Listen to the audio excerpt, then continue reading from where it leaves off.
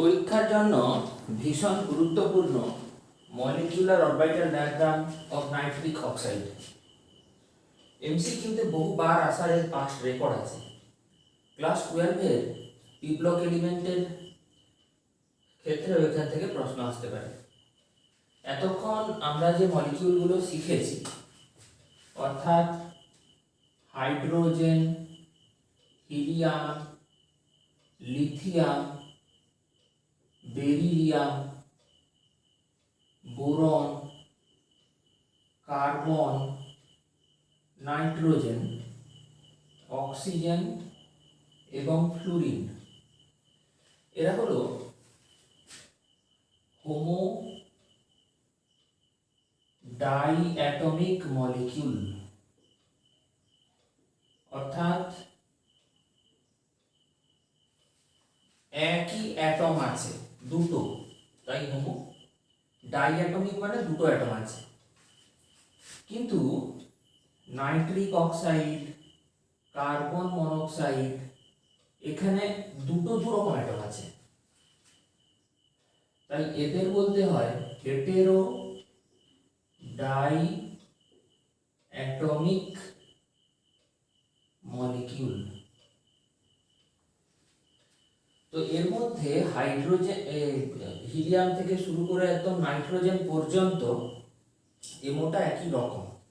Oxygen একটু change হয়েছিল মনে আছে, অক্সিজেন, ফ্লুরিন এবং আর যা আছে এনওসিও সবাই তারা ওই অক্সিজেনেরই মতো এমোটা আঁকতে হয়। তবে এখানে যেটা করতে হয়, যেমন ধরো এনোর ক্ষেত্রে ইলেকট্রোনেগেটিভিটি বিচার করলে অক্সিজেন বেশি ইলেকট্রোনেগেটিভ, যেটা বেশি ইলেকট্রোনেগেটিভ প্রথাগতভাবে সেটাকে ডান দিকে আঁকতে হয়। কিরকম?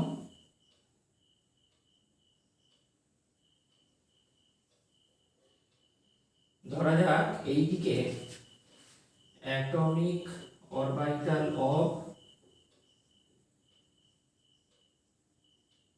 নাইট্রোজেন অ্যাটম আঁকা হলো, এখানে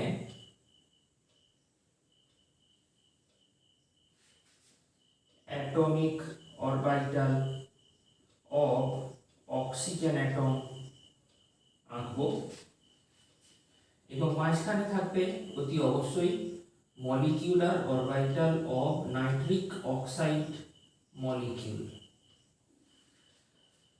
নাইট্রোজেনের কনফিগারেশনটা হচ্ছে 1s2 2s2 এবং 2p3 হলো। আর অক্সিজেনের ক্ষেত্রে হচ্ছে 1s2 2s2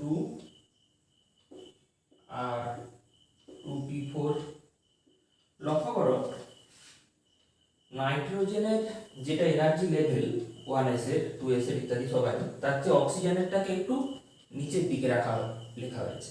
এটা বেশি স্টেবল হয়, কেমিস্ট্রি ভাষায় বলতে গেলে ডিপলি শিটেড হয়। যারা বেশি ইলেকট্রোনেগেটিভ অ্যাটম তাদের ক্ষেত্রে অরবিটালটার এনার্জি, অরবিটালে যে ইলেকট্রন আছে তার এনার্জি একটু নিচের দিকে আনতে হয় এই কারণে। তো এবার আমি একই রকম ভাবে বন্ডিং, অ্যান্টি বন্ডিং এই ব্যাপারগুলো এঁকে ফেলি। এটা হলো sigma 1s, sigma 1s anti bonding, এখানে সিগমা 2s এবং সিগমা 2s অ্যান্টি বন্ডিং। এরপর উপরটাতে কি হবে?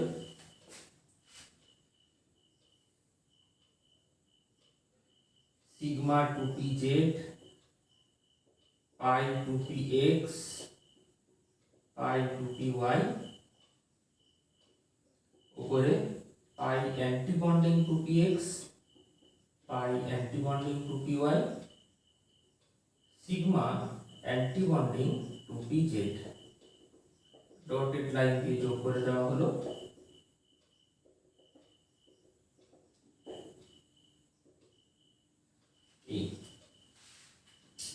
এবার মোট 15টা ইলেকট্রন, এর 7টা আর এর 8টা, মোট 7 আর 8 যোগ করলে 15টি ইলেকট্রন। আপাতত অনুসারে সাজিয়ে দাও, 2 2 4 2 6 2 8 9 10 11 12 13 14, এইখানে একটা পয়েন্ট। তাহলে molecular orbital configuration of NO molecule এটা কেমন হবে? কে কে লিখে sigma 1s2 sigma star 1s2 sigma 2s2 sigma star 2s2 sigma 2pz2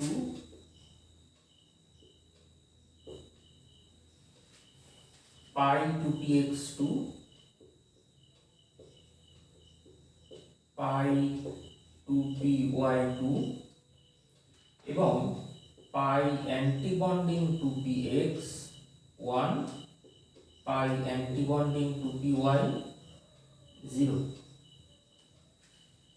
তাহলে আমাকে যদি বলা হয় যে NO এর বন্ড অর্ডার কত হবে, bond order of NO molecule, bonding এ কটা আছে বলো? 2 2 4 2 6 2 8 2 10। অ্যান্টি বন্ডিং এ কটা আছে? দুটো দুটো চারটা, একটা পাঁচটা। কত হবে? 2 দিয়ে ভাগ করলে 2.5। অর্থাৎ নাইট্রোজেন আর অক্সিজেনের মধ্যে আড়াইখানা বন্ড আছে। শুনতে যতই অদ্ভুত লাগুক, এটাই সত্যি। এবং এখানে দেখো একটা অড ইলেকট্রন বা আনপেয়ার্ড ইলেকট্রন আছে। সুতরাং নাইট্রিক অক্সাইড হলো একটা প্যারাম্যাগনেটিক সাবস্টেন্স। তাহলে আমি বলতে পারি যে NO is paramagnetic due to presence of one unpaired electron in pi star 2p pi and 2p antibonding molecular orbital। এবার তোমাকে যদি একটা প্রশ্ন করা হয়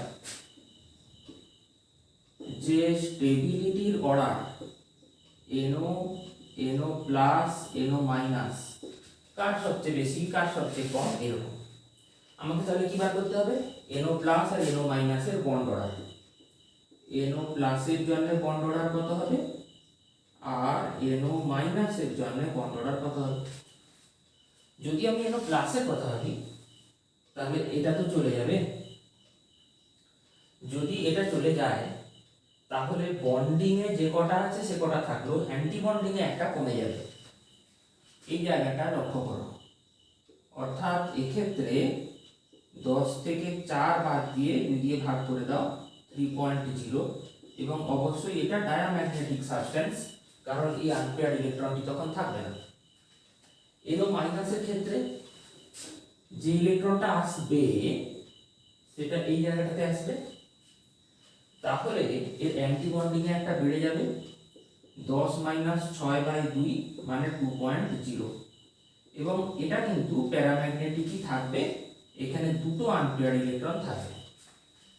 তাহলে আমি যদি বন্ড অর্ডারের কথা বলি, NO প্লাস সবচেয়ে বেশি স্টেবল, তার চেয়ে NO কম, তার চেয়ে NO মাইনাস আরো কম।